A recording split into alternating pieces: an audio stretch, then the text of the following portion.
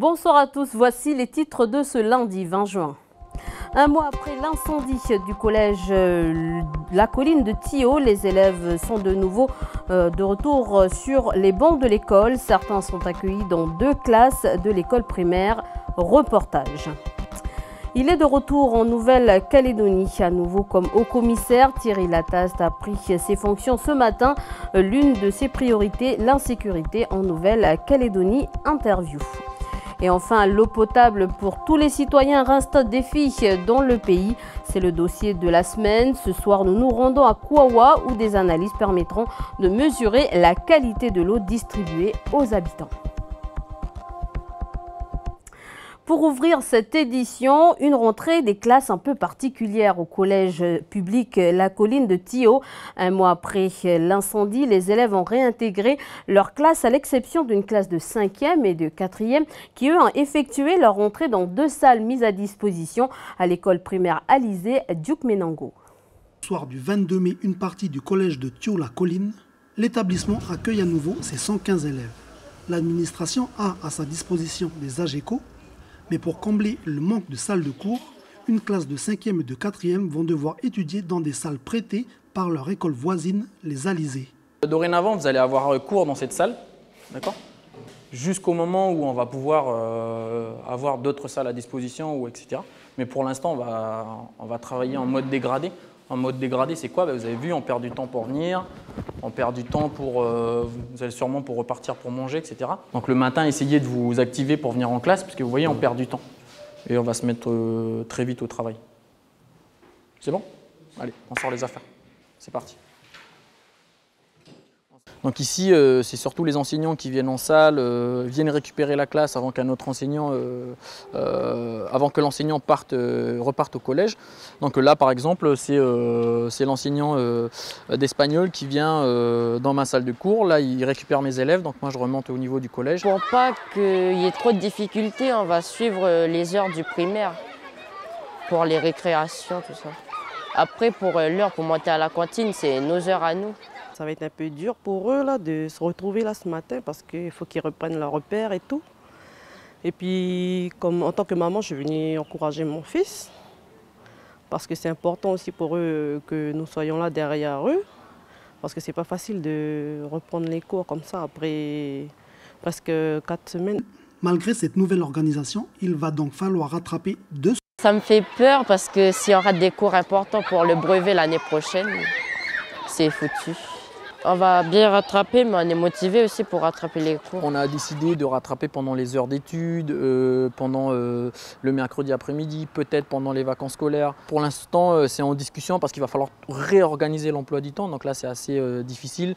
Et donc, c'est du travail parce qu'il ne faut pas surcharger les enseignants et les élèves. Le collège et le vice-rectorat vont dans les prochains jours établir les emplois du temps définitifs. Mais en attendant, les élèves du collège de Thio La Colline peuvent reprendre le cours de leurs études. En revanche, pas d'école ce matin pour les élèves de l'école publique primaire de Pimboa à Ouégual. Les parents d'élèves ont bloqué l'établissement. Ils protestent contre l'état des routes qui mènent à l'école.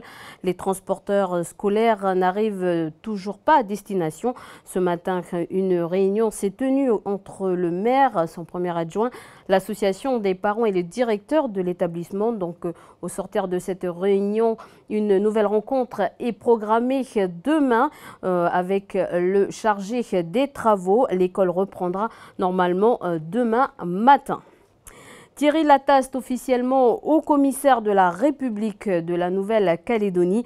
Il a pris ses fonctions aujourd'hui à Nouméa. La cérémonie officielle s'est déroulée ce matin à Place Birakeim. Plusieurs personnalités politiques étaient présentes.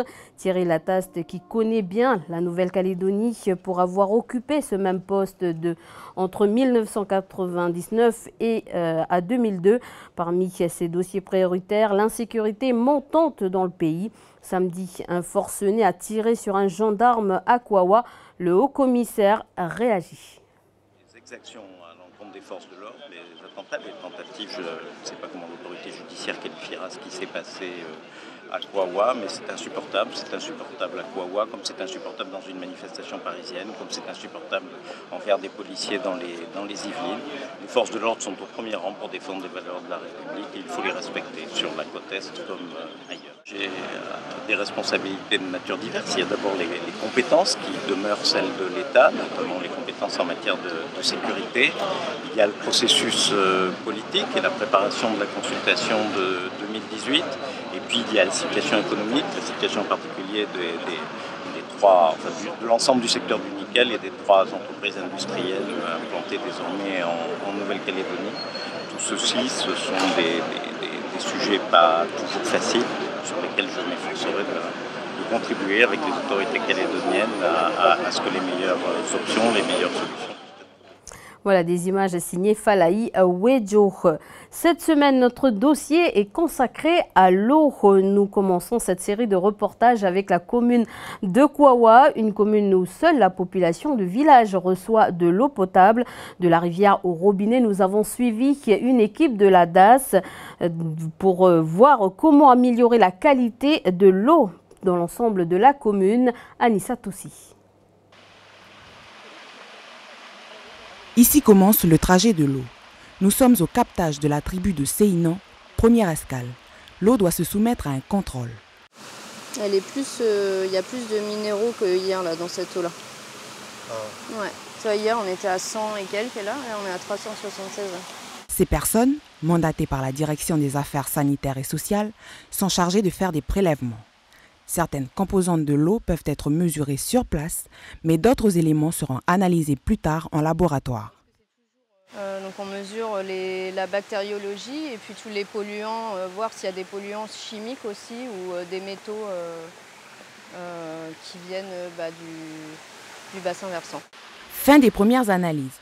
D'autres seront réalisées à la prochaine escale, le bassin situé à une 50aine de mètres du captage. Ce bassin est de Saint-Barthélemy, la tribu de Séinan. On a au départ au captage, vous avez vu qu'il y avait 2 sorties. Il y a un qui dessert le bassin là, et l'autre il va à la tribu d'à côté, la tribu de famille. La commune de Kouawa gère à ce jour 5 unités de distribution en eau, comptant captage et bassin. Mais l'eau dans ces bassins ne subit aucun traitement.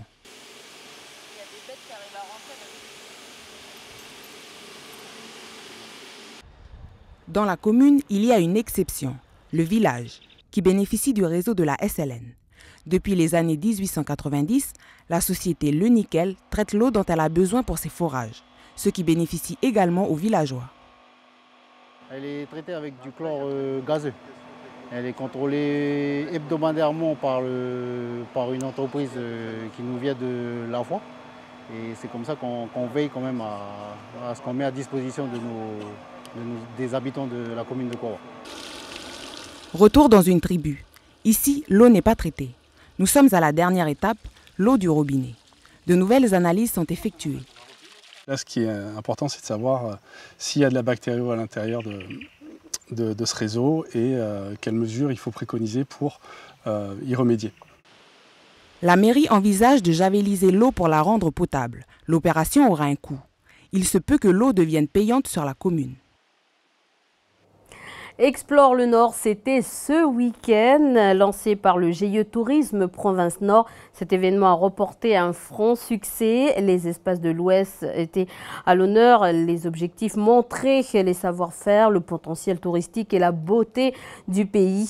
Parmi de nombreuses activités, la pêche au lapia, donc les petits poissons de rivière, l'occasion de partager entre les habitants des tribus et les touristes. Réaction de la responsable de communication du GIE Tourisme Province Nord, interviewé par Antoine Reiss. Qu'est-ce que ça permet, ces échanges, ce contact? Ça permet donc aux touristes, aux visiteurs de venir découvrir des endroits où ils n'ont pas l'habitude d'aller, donc de rencontrer des nouvelles personnes et aussi de pratiquer des activités qui ne sont pas possibles de faire tous les jours au quotidien. Il n'y a pas de prestataires spéciaux qui font ce genre d'activités, donc c'est vraiment un moment d'échange, de rencontre entre les touristes et les gens des tribus. Donc ici, avec les gens des tribus, c'est plutôt, voilà, donc ils accueillent du monde. Par exemple ici sur Wango, c'est la première fois donc ils accueillent des touristes. Donc c'est important pour eux et également de voir qu'il y a d'autres opportunités. Ça peut déboucher sur des projets. Voilà, et créer, voilà, c'est ça, tout à fait. Oui. Pourquoi pas lancer des initiatives, des projets, pourquoi pas, oui. Voilà des images d'Ismaël Ouakasséou et sachez que l'intégralité de ce reportage sera diffusée le jeudi 7 juillet à 18h30 dans le magazine Entre Terre et Mer. Dans la presse française, de nombreux titres reviennent sur les 10 ans du musée du Quai Branly. Le musée Quai Branly est rebaptisé dès aujourd'hui musée du Quai Branly Jacques Chirac. Un hommage à l'ancien chef de l'État qui est l'un des artisans de ce musée des arts premiers. Une exposition intitulée Jacques Chirac où le dialogue des cultures y est aussi proposé. Nombre d'articles illustrent la fibre humaniste de l'ancien dirigeant et sa passion personnelle pour les arts asiatiques et africains. Le Figaro note toutefois les contradictions existantes entre intérêt de la nation et générosité universelle. En citant par exemple en Nouvelle-Calédonie, Jacques Chirac a surtout exprimé la volonté de rétablir l'ordre républicain au lendemain de l'assaut de la grotte d'Ouvéa. Et dans le Pacifique, l'Indonésie est touchée par des inondations. C'est l'un des sujets développés dans le web du Pacifique préparé par Stéphanie Marly. Les fans des Oddworld et de Ico devraient apprécier ce nouveau jeu vidéo en 2D, Fossil Echo. Il est le fruit d'un travail de longue haleine entre deux amis, dont un Calédonien, Philippe Criffaut. Fossil Echo raconte l'histoire d'un jeune garçon qui doit escalader une immense tour située au milieu de la mer. Comment et pourquoi en est-il arrivé là ? Que trouvera-t-il au sommet? Pour le savoir, à vos manettes.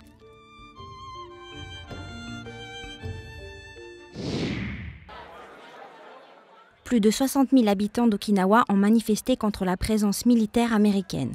Un mouvement qui fait suite au viol et au meurtre d'une jeune femme de 20 ans en avril, imputée à un employé de la base américaine d'Okinawa.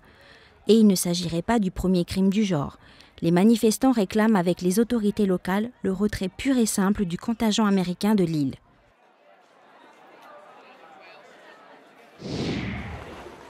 Depuis samedi, l'île indonésienne de Java est touchée par des inondations et des glissements de terrain. Le bilan est grave. À ce jour, au moins 24 morts et 26 personnes portées disparues. En 2017, la soirée des World's 50 Best Restaurants réunira tous les fins gourmets de la planète à Melbourne. Cette cérémonie récompensera les meilleures tables.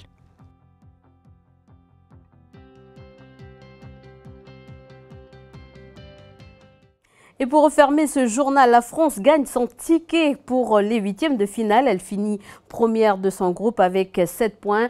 Donc rendez-vous dimanche soir à minuit en direct sur NCTV pour son huitième de finale et rediffusion donc lundi à 19h20. Et n'oubliez pas donc notre émission J'ai testé pour vous. Chloé donc va tester pour vous une méthode de remise en forme révolutionnaire.